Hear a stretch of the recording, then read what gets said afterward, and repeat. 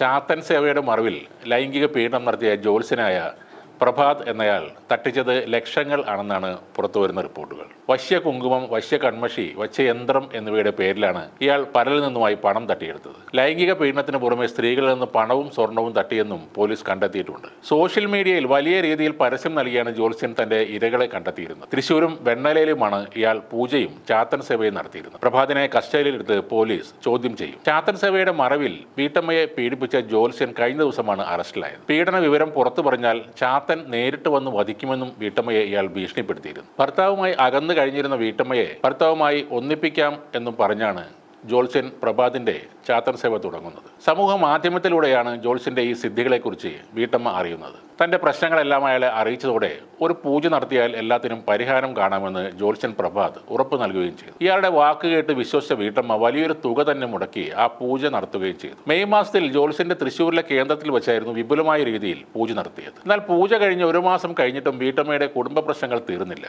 ഇതോടെ ജ്യോത്സ്യനെ വീണ്ടും സമീപിച്ചു. പൂജയിൽ ചാത്തന് പൂർണ്ണമായി തൃപ്തിയില്ലെന്നും മറ്റൊരു പൂജ കൂടി നടത്തണമെന്നും ജ്യോത്സ്യൻ അവരോട് പറഞ്ഞു. അതിനായി ജൂണിൽ വെണ്ണലയിലുള്ള തന്റെ കേന്ദ്രത്തിലേക്ക് വീട്ടമ്മയെ വിളിച്ചു വരുത്തിയായിരുന്നു പൂജയുടെ മറവിലൂടെ ഇയാൾ പീഡനം നടത്തിയത്. പീഡിപ്പിച്ച വിവരം പുറത്തു പറഞ്ഞാൽ ചാത്തൻ നേരിട്ട് വന്ന് കൊല്ലുമെന്ന് വീട്ടമ്മയെ ഇയാൾ ഭീഷണിപ്പെടുത്തുകയും ചെയ്തു. അതിനെ തുടർന്ന് കടുത്ത മാനസിക സമ്മർദ്ദത്തിലായ വീട്ടമ്മ പിന്നീട് പോലീസിനെ സമീപിക്കുകയായിരുന്നു. തുടർന്ന് പാലാരിവട്ടം പോലീസിന്റെ അന്വേഷണത്തിൽ പ്രഭാതിനെ തൃശ്ശൂരിൽ നിന്ന് അറസ്റ്റ് ചെയ്തു. കോടതിയിൽ ഹാജരാക്കിയ പ്രതിയെ റിമാൻഡ് ചെയ്തിട്ടുണ്ട്. കുടുംബ പ്രശ്നങ്ങൾ എല്ലാം പരിഹരിക്കാനുള്ള പൂജകളെന്ന നിലയിൽ സമൂഹ മാധ്യമങ്ങളിലടക്കം പരസ്യം നൽകിയാണ് ഇയാൾ തന്റെ ഇരകളെ കണ്ടെത്തിയിരുന്നതെന്നാണ് പോലീസ് പറയുന്നത്. ജ്യോത്സ്യനെ അടുത്ത ദിവസം കസ്റ്റഡിയിൽ വാങ്ങി വിശദമായി ചോദ്യം ചെയ്യുന്നതോടെ തട്ടിപ്പിന്റെയും പീഡനത്തിന്റെയും കൂടുതൽ വിവരങ്ങൾ അറിയാൻ കഴിയും. സയൻസും ടെക്നോളജിയുമെല്ലാം ഇത്രയും വികസിച്ചിട്ടും സമൂഹ മാധ്യമങ്ങൾ വഴി ഇത്തരം തട്ടിപ്പുകൾ നിരന്തരം ജനങ്ങൾ അറിയുമ്പോഴും അന്ധവിശ്വാസത്തിന്റെ പേരിൽ സ്ത്രീകൾ പീഡിപ്പിക്കപ്പെടുന്നു. ചാത്തനും ഒടിയനും മന്ത്രവാദത്തിനുമൊക്കെ ഇപ്പോഴും കേരളത്തിൽ നല്ല മാർക്കറ്റ് ഉണ്ടെന്ന് തന്നെയാണ് ഇത്തരം സംഭവങ്ങൾ തെളിയിക്കുന്നത്.